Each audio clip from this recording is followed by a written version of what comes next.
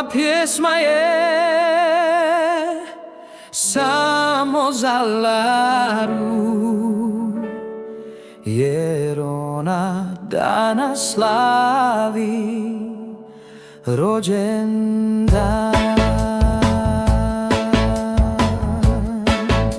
Sretan rođendan ti, sretan rođendan ti, sretan rođendan draga Lara, sretan rođendan ti, sretan rođendan ti, sretan rođendan ti, sretan rođendan draga Lara, sretan rođendan ti.